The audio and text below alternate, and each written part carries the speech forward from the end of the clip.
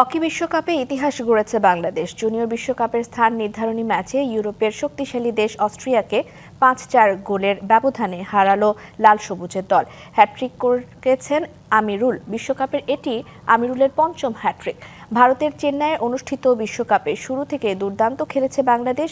Group পর্বে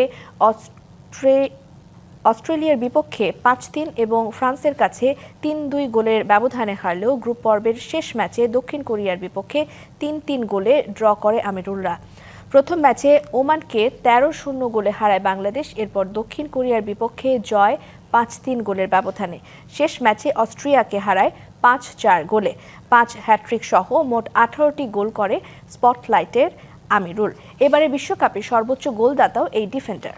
নতুন এবং ফিরে আসা গ্রাহকদের জন্য নগদে চলছে ক্যাশব্যাক সহ প্রতিদিন হাজারো উপহার জেতার সুযোগ। হবে আশা আর ফেরা, সারপ্রাইজ সেরা।